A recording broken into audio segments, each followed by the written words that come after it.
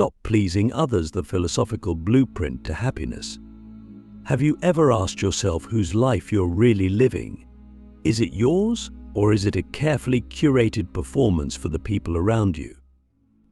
From the moment we're old enough to seek approval, whether from parents, teachers, friends, or even strangers, we begin to construct an identity that is, more often than not, shaped by what others expect of us.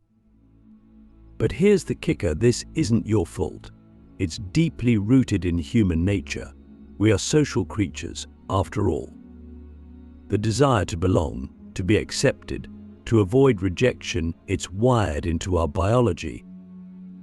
Yet, paradoxically, this very instinct to seek others' approval often becomes the prison that keeps us from experiencing true happiness.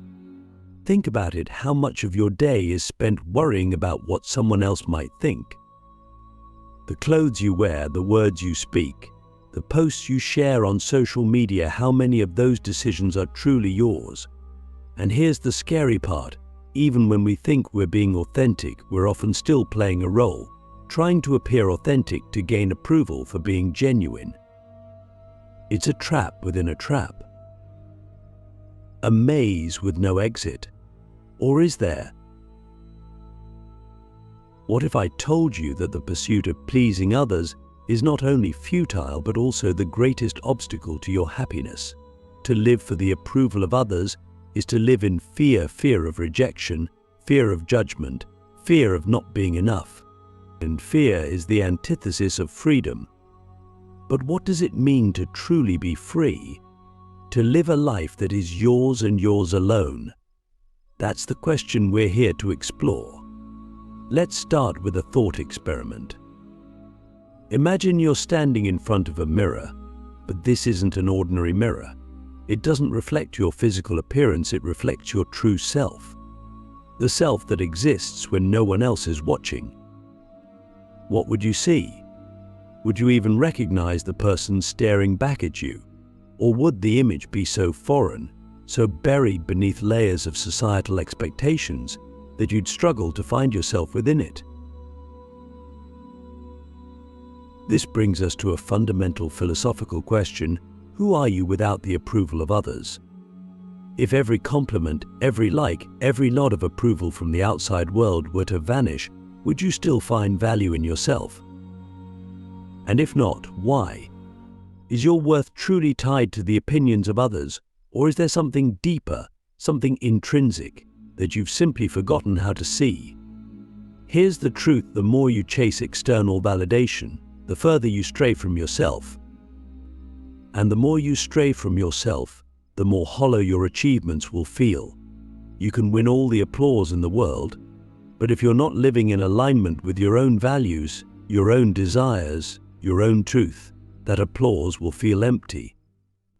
So the question isn't, how can I make others happy? The question is, why do I feel the need to? Click subscribe to this channel to get more profound insights. It's not an easy question to answer. In fact, it's one of the most uncomfortable questions you'll ever ask yourself. But discomfort is where growth begins. Think about the times in your life when you've grown the most. Were those moments easy? Or were they born from struggle, from pain, from the realization that something needed to change? The journey to stop pleasing others is no different. It's not about rebellion for the sake of rebellion. It's about reclaiming your life, your time, your energy, your essence from the clutches of external expectations. And that's where we'll leave this part of the journey. I want you to sit with these questions: who are you trying to please, and why?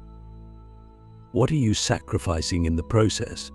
And most importantly, what would your life look like if you stopped? The illusion of control, why pleasing others never works. Let's dive into a hard truth. No matter how much you try, you can never fully control how others perceive you. Think about it: how many times have you bent over backwards to win someone's approval, only to feel like your effort wasn't enough?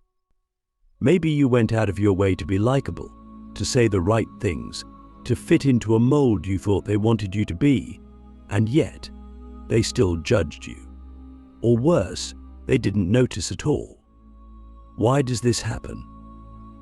Because the idea that you can control someone else's thoughts or feelings about you is an illusion, and yet it's an illusion we cling to as if our very identity depends on it. The problem lies in a fundamental misunderstanding of human nature. Everyone, yes, everyone is looking at the world through their own lens. That lens is shaped by their experiences, their insecurities, their biases, and their beliefs. And when someone judges you, they're not really judging you, they're projecting their own inner world onto you. Your actions, your words, your appearance, they're just triggers for something that already exists inside them. So, no matter how perfect you try to be, you can never truly control how someone else interprets you. And yet, we exhaust ourselves trying. Here's a question to sit with. If you could see inside the minds of everyone you've ever tried to please, what do you think you'd find? Would you discover that they were as focused on you as you believed? Or would you realize they were just as consumed with their own fears, doubts, and insecurities as you are? The truth is, most people are so caught up in their own internal struggles that they barely notice the efforts you're making to win their approval. And even when they do notice, their reaction is fleeting. A compliment here, a nod of approval there, it feels good in the moment, but it's never enough to fill the void. Why? Because external validation is like a drug. The more you get, the more you need. And just like any addiction, it leaves you feeling emptier than before. Let's consider this from another angle. Have you ever noticed how much easier it is to admire someone who's unapologetically themselves? We're drawn to people who radiate authenticity, who live their truth without worrying about what others think. Why? Because they remind us of something we've forgotten, that we too have the power to live that way. But here's the irony: those people aren't trying to please us. They're not performing for our approval. In fact, their freedom comes precisely from the fact that they've stopped chasing it. They've embraced the reality that they can't control how others perceive them, and in doing so, they've reclaimed their energy for something far more fulfilling, living a life that's true to themselves. So why is it so hard for the rest of us to do the same? The answer lies in fear. The fear of rejection, the fear of being misunderstood, the fear of being alone. These fears are primal, deeply ingrained in our psyche from a time when belonging to a group was literally a matter of survival. But here's the thing: we're not living in caves anymore. Your survival doesn't depend on fitting in. In fact, the opposite is true. The more you conform to others' expectations, the more you lose touch with your unique gifts, your individuality, your purpose. And the world doesn't need another copy of someone else. It needs you. Here's a thought experiment. Imagine standing on a stage in front of a crowd, but instead of performing for them, you simply stand there as your unfiltered, unpolished self. No mask, no performance, no effort to impress. What do you think would happen? Would the crowd reject you? Or would they see something in you that resonates with their own hidden truth? The fear of rejection tells us to play it safe, to fit in, to hide our true selves. But the irony is that the more we hide, the less we connect. Authenticity is what creates real connection, not perfection. So, if pleasing others is an illusion and control is impossible, where does that leave us? It leaves us with a choice. A choice to stop pouring our energy into a game we can't win. A choice to redirect that energy towards something that actually matters, living a life that feels true, not because it's perfect, but because it's yours. This isn't about abandoning relationships or becoming indifferent to others' feelings. It's about shifting your focus from pleasing others to being yourself and trusting that the people who truly matter will see you for who you are. As we close this part, I want to leave you with a question: if you stopped trying to control how others see you, what would you do differently? What would you say, create, or become if you weren't afraid of being judged? And more importantly, what's stopping you from doing it right now? The cost of approval, what are you really sacrificing? Let's talk about the hidden cost of constantly seeking approval. On the surface, it feels harmless after all. Isn't wanting to be liked and accepted just part of being human? But beneath that surface lies a much deeper truth. Every time you prioritize someone else's expectations over your own, you're giving away a piece of yourself. And over time, those pieces add up. What's left then, when you've spent years, even decades, shaping your life around the desires of others? Who are you when the applause fades, when the people you've been trying to please walk away, when you're left alone with yourself? Approval seeking doesn't just cost you time and energy, it costs you your authenticity. Picture your life as a blank canvas, one you were born to paint with your unique colors, your passions, your dreams. But every time you change yourself to meet someone else's expectations, it's like handing them the brush. Slowly, the canvas no longer reflects you. Instead, it becomes a mishmash of everyone else's preferences, opinions, and judgments. And here's the tragic part: no one else will ever truly appreciate that canvas, because it's not theirs either. It's a reflection of compromises, not creation. Pause for a moment and think about this: how much of your life is painted in someone else's colors? Your career, your relationships, even the way you speak or dress, how much of it is truly yours? And if you could take back the brush, what would you paint instead? We often convince ourselves that pleasing others is an act of kindness, that it's about putting others first. But let's be honest, how much of it is really about kindness, and how much of it is about fear? Fear of conflict, fear of rejection, fear of not being enough. True kindness doesn't come from fear, it comes from abundance. You can't genuinely give to others if you're constantly emptying yourself to meet their expectations. In fact, the more you deplete yourself for the sake of approval, the less you have to offer.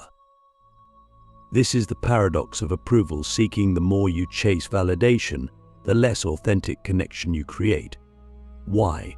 Because the version of yourself you're presenting isn't real. It might win you surface-level acceptance, but it won't resonate deeply with others. People can sense when someone is being inauthentic, even if they can't articulate it. And here's the bitter truth: the approval you're working so hard to earn is often shallow and fleeting. Now, let's get practical. What does this actually look like in your daily life? Maybe it's saying yes to commitments you don't want to take on because you're afraid of disappointing someone. Maybe it's holding back your opinions to avoid conflict, even when staying silent feels like a betrayal of yourself. Maybe it's overworking, overperforming, or overcompensating to prove your worth. Whatever form it takes, the question remains the same: what are you sacrificing in the process? Time? Yes. Energy? Absolutely. But beyond that, you're sacrificing something far more precious: your sense of self.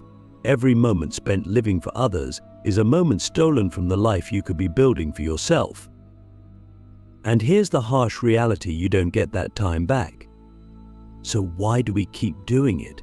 Why do we keep throwing ourselves into the bottomless pit of other people's expectations, knowing deep down that it will never truly satisfy us? The answer lies in a fear of stillness. When we stop chasing approval, we're forced to face ourselves, to confront the parts of us that feel unworthy, unloved, or incomplete. That's why it's easier to stay busy, to keep performing, to keep seeking validation.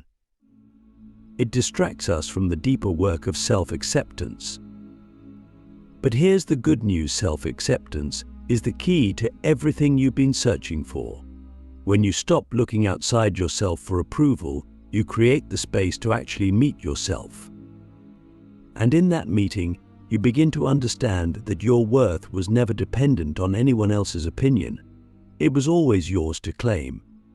Let me ask you something: if you could live the rest of your life without ever receiving another compliment, another like, Or another word of praise, could you still find happiness? Could you build a life that feels meaningful, even if no one else approved of it? And if the answer feels like no, then isn't that the very thing you need to work on? Because until your happiness comes from within, you'll always be at the mercy of others.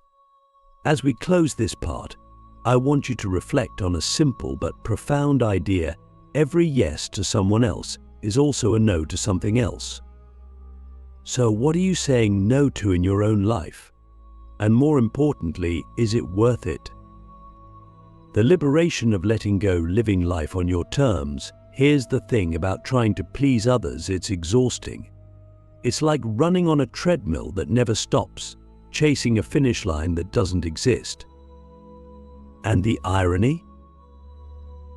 The people you're trying to please, the ones whose opinions you've allowed to dictate your choices, are often too wrapped up in their own lives to notice the sacrifices you're making. So why do we keep running? Why do we keep building our lives around the fragile, ever-changing expectations of others? Let's flip the script. Imagine what it would feel like to simply let go, to stop editing yourself to fit into someone else's narrative, to stop bending, shrinking, or contorting yourself just to win approval that may never come, or worse, approval that comes at the cost of your authenticity. What if, instead of asking, "What will they think of me?" you started asking, "What do I think of me?" That shift, subtle as it may seem, has the power to change everything. Because when you stop living for others, you begin to reclaim the most valuable thing you have: your freedom. The freedom to make choices that align with your values. The freedom to pursue dreams that light you up, even if no one else understands them. The freedom to live a life that feels like yours, not a performance for an audience that isn't even paying attention. But here's the catch: letting go of the need to please others isn't easy. It's not a light switch you can flip overnight. It's a process, sometimes a messy, uncomfortable one. Because when you stop seeking external validation, you're left with a void, a silence. And in that silence, you're confronted with the question most of us spend our lives avoiding: who am I, really? Oh, that question can be terrifying, but it's also where the magic happens. Because the moment you begin to explore it, you start to uncover parts of yourself that you've buried beneath years of trying to fit in. You rediscover your passions, your values, your quirks, the things that make you you. And as you get to know yourself, you begin to realize something extraordinary: the approval you've been chasing from others is something you can give yourself. Here's a thought experiment. Imagine you're on your deathbed, looking back on your life. What would you regret more: the times you disappointed others by staying true to yourself, or the times you betrayed yourself to make others happy? When we look at life from its endpoint, clarity emerges. The opinions of others start to feel small, insignificant. What matters is the life you lived, the risks you took, the authenticity you embraced. So, how do you begin this process of letting go? Start small. The next time you catch yourself making a decision based on what someone else might think, pause. Ask yourself, is this what I want? It sounds simple, but that small act of self-awareness can be revolutionary. Over time, those pauses add up. They create space for you to choose yourself again and again. As we close this journey, let me leave you with this: you will never be everything to everyone, but you can always be everything to yourself. The people who truly matter, the ones who love you, not for what you can do for them, but for who you are, will stay. And the ones who don't, let them go. You're not here to live someone else's life. You're here to live yours. So, I'll ask you one final question. If you stop living for others today, what would your life look like tomorrow? And more importantly, what's stopping you from making that choice right now? The liberation of letting go is yours to claim. Will you take it?